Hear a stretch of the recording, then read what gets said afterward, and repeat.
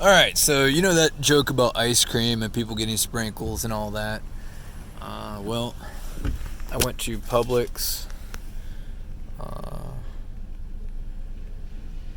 debit card, $2. I spent $2 on ice cream cones because I remember to have ice cream at home. And so I got some sugar cones. I'm actually eating one like it's a fortune cookie. And I was going to go back home because I have ice cream, two things of ice cream at home. One of Publix Greenwise coffee ice cream or coffee flavor. I don't want to say flavor. It really is coffee beans. It's fantastic ice cream. Tastes like real coffee because it is coffee. And the other one's a walnut ice cream from their normal brand, but it has it's like the Breyer's normal brand. It has only the real ingredients. Anyways, so I think it's the hair cutter. I think the restaurant here is open. Pepe's little restaurant. This is the only race in Florida brave enough to come out and eat in public. I just was spending money. I know it's only $2, but made up my mind to just be a cheap date or whatever, because all the other places, Woody's and everything along University itself is closed. I saw a police officer and another police car number with three. So one police officer and one police car with the number 3 on it. Strangest thing I've ever seen. Maybe it's a security car, but they were tailing each other. There's Pepe's or Pee.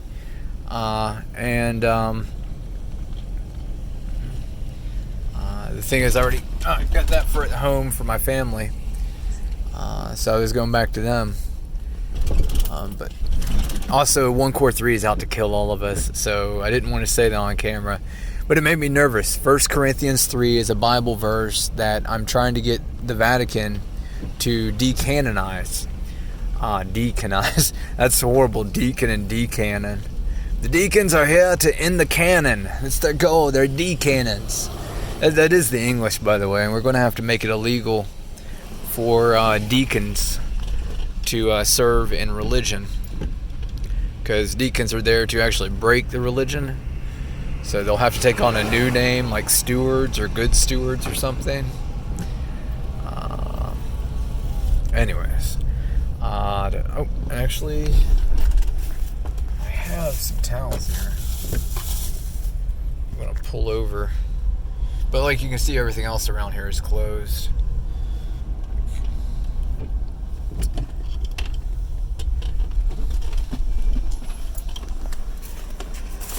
Somebody snuck into my vehicle and they disabled the heater and other things. You don't really know why people get upset. Now, John Green and Hank Green up in Indiana and Colorado on YouTube, they're always talking about how we all have to lock our cars and do this and that and keep our cars locked. But whoever is doing all this stuff is able to unlock all vehicles and do whatever damage they want. I had to put the buttons back on after they took them off. And thing is, I'd have to go through the system, find out what's wrong with the heater, why it is that though this twist, there's like no resistance at all. And it's kind of weird. Well, maybe that's the wrong one. I had the correct one on, the one that actually holds it, correct shape and everything.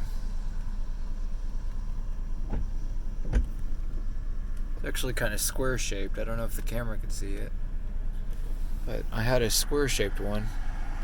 Maybe someone snuck in here again and changed it out. Anyways. Oh, it stopped. That's weird. And it stopped there. So maybe that is the right one, but whatever's going on, maybe behind the panel, because Dad has all this pulled up. Ouch.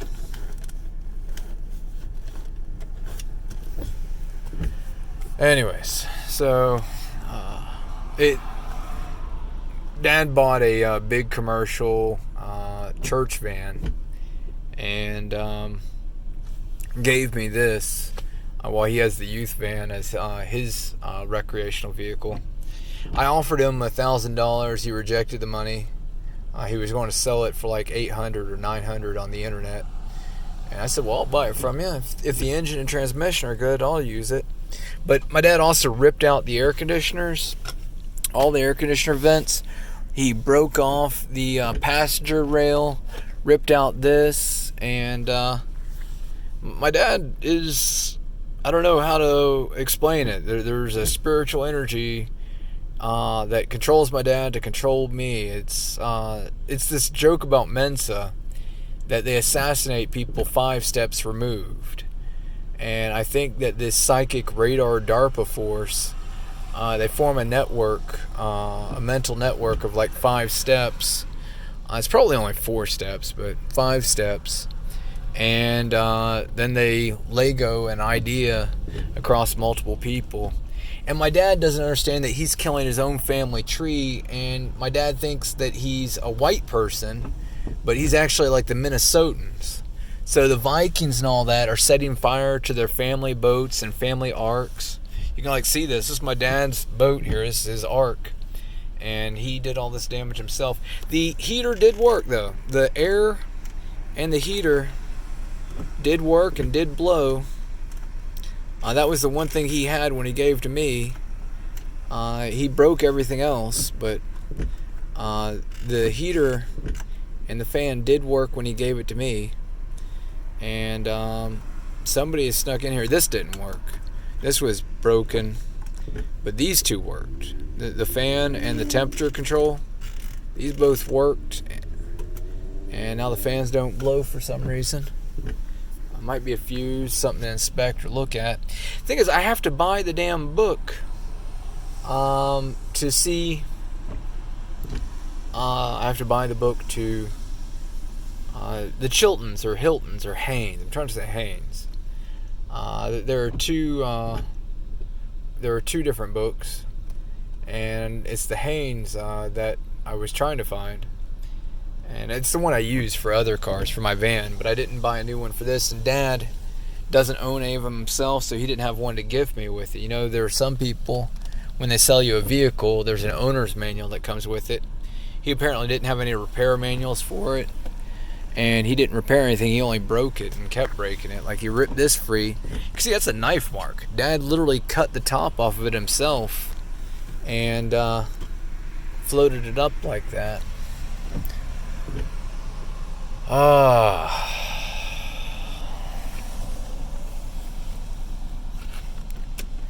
And anyways, this is annoying. Like I said, American vehicles, no offense to everybody, except for Lincoln. Lincoln's actually an awesome brand. But Ford and Chevy and all these have the stupidest thing. Lights should be on. Daytime running lights, having this switch and this alarm and having to do it. You don't want to know. But I'm serious. It's ridiculous. There's an alarm here, and you have to turn on and off the dash manually. It just doesn't make any sense to me. Daytime running lights. If you're going to have daytime running lights, that's almost no batteries. Just run the light 24 hours. You're not saving anything. Instead, they're putting in a switch that breaks down. Where's the IQ on these people? I turn on the car, I start up the car. After it runs for a few seconds, the lights come on. After it does a power on self test. We've had that since the 1990s. Power on self test. It's called post. And instead they put a post here for you to manually brake. We got rid of AT switches. That was the direct power ones. And we went to ATX, which are soft switches. Did that by the beginning of 20 years ago. 1999 or 2000, they switched from AT to ATX. Yet the auto industry, 2 decades behind, never mind kill the auto industry, 2 decades behind, can't figure out that if you turn on the key or something, like a power switch for a computer, you then turn on the lights. They want you to break this and drain the battery and have all sorts of mechanical failures, when the only failure you can have here is the light might burn out and get changed every now and then, but all the running hours the dash would be lit and be readable. Instead, the Christian Chevy cross people, the crux people, are like, no, you got to give me something to break off, and a twist and a break, and a twist and a break. And sure enough, twisting and breaking. And then I don't even know how they disabled the fans and stuff. Hopefully there was a breaker or something, not a breaker, a fuse. Hopefully there was a fuse or something that I can plug back in that will fix this. Because I know we're coming on summer, but this fog on the windows is not tolerable.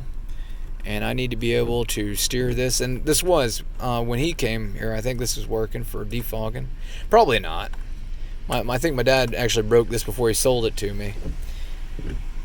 You don't want to know why someone's getting upset about something.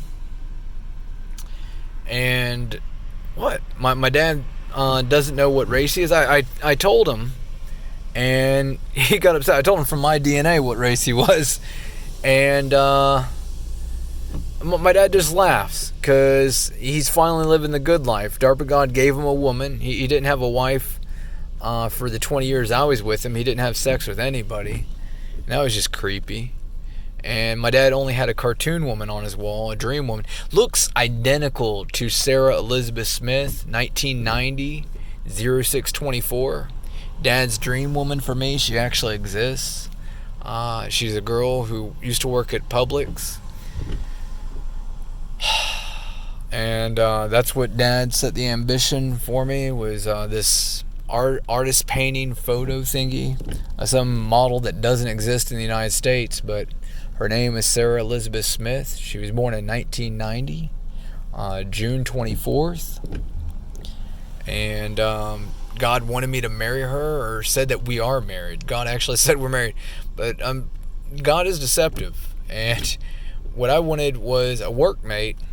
And God says that all women are prostitutes. I'm not using the word prostitute. God spoke through me just now and said that women are a prostitute. God says that they're second, that they're inferior to men, and preaches all that stuff on Sunday about being meek, and no matter how smart you are, you got to be controlled and recognize this and that, and how you can express your wisdom is through being humble. And in general, that was all Mac Brunson at First Baptist Church, Jacksonville. His wife is athletic and pretty and blonde, and he's a big chubby round-headed guy. But God was torturing him and his son. His son's black hair also. And they were both preaching a 1 Corinthians 3 white power message, probably unintentionally. Trey Parker was preaching about the panda being like the first race, and his father, Mac Brunson, was preaching the altar of Israel is the whitest wood, and it has to be like... Now, he preached that it was a species of tree, but what it means is, if it's white, is that it's sun-bleached and salted ocean. That the altar of Israel has to be made from the invaders' trees, or I'm trying to say shipwood, because the shipwood actually gets bleached by the salt water and by the sunlight and made into a fossilized wood like driftwood. And in order to have that white wood, it'd have to be driftwood. So the altar of Israel is made of the invading race, is the message he was preaching. But how I'm telling you that Mac Brunson was under mind control is that he seemed to think that there's a species of wood, like the acacia or something, and it's the whitest wood, and this and that. And he went on and on about how white the altar is, and gave everybody a coin to leave the church with. And the coin was a plastic coin. But I was like, everybody's Judas? What the hell is going on? And it's just weird, because DARPA God's doing all this to kill everybody. And having me witness how God is murdering the public.